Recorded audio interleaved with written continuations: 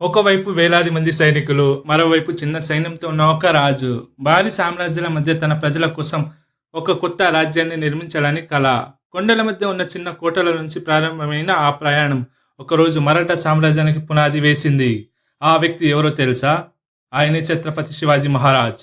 కానీ శివాజీ కథ కేవలం యుద్ధాల కథ కాదు. తెలివి, ధైర్యం, వ్యూహం, నాయకత్వం కలిసి ఒక అసాధారణ ప్రయాణం. 1630 ప్రాంతంలో శివాజీ మహారాజ్ జన్మించారు. ఆయన తండ్రి షహజ్ భోస్లే, తల్లి జీజాబాయి. శివాజీ చిన్నతనం నుంచి ధైర్యం, నాయకత్వం, పరిపాలన గురించి నేర్చుకున్నారు. జీజాబాయి చెప్పిన కథలు, ఆదర్మలు ఆయన ఆలోచనపై గాఢమైన ప్రభావం చూపాయి. చిన్న వయసులోనే శివాజీకి ఒక ఆలోచన బలంగా ఏర్పడింది. తన ప్రజలకు స్వరాజ్యం ఉండాలి. యువకుడైన శివాజీ తన చుట్టూ ఉన్న కోటలపై దృష్టి పెట్టారు.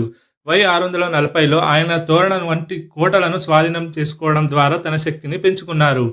కోటలు ఎందుకు అంత ముఖ్యమంటే, ఆ కాలంలో కోటలు కేవలం రక్షణ ప్రదేశాలు కాదు, అవి సైనిక వ్యూహాలకు, ఆహారం మరియు ఆయుధాల నిల్వకు పాలన కీలక కేంద్రాలు. శివాజీ ఈ విషయాన్ని చాలా త్వరగా అర్థం చేసుకున్నారు. శివాజీ సైన్యం ఎప్పుడు పెద్ద సైన్యంలో యుద్ధం చేయలేదు. సహ్యాద్రి పర్వతాలు, దట్టమైన అడవులు, సంకుతమైన మార్గాలు, ఇవన్నీ ఆయనకు సహజమైన ఆయుధాలుగా మారాయి. శత్రువులు ఎక్కడున్నాడో గమనించి అకస్మాత్తుగా దాడి చేసి వెంటనే మరో ప్రాంతానికి వెళ్ళిపోవడం, ఈ వ్యూహాన్ని సాధారణంగా గిరిల్ యుద్ధం పద్ధతిగా పేర్పట్టారు. భారీ సైన్యానికి ఎదురుగా చిన్న సైన్యం కూడా ఎలా నిలబడగలదో శివాజీ చూపించారు.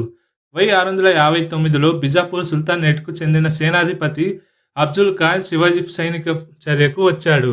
ఇద్దరి మధ్య ప్రతాప్ గాడ్ సమీపంలో సమావేశం ఏర్పాటు చేశారు.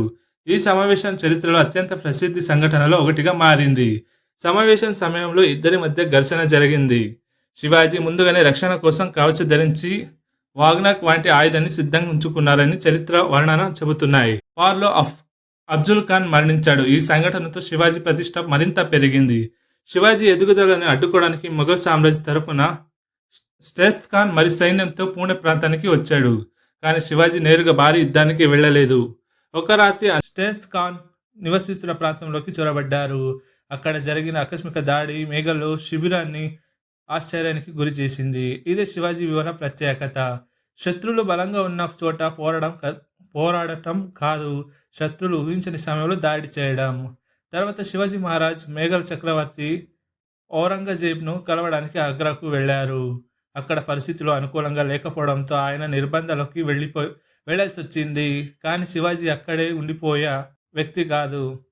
ఆయన తన తెలివిని ఉపయోగించి ఆగ్రా నుంచి తప్పించుకున్నారని చారిత్ర వర్ణనలు చెబుతున్నాయి.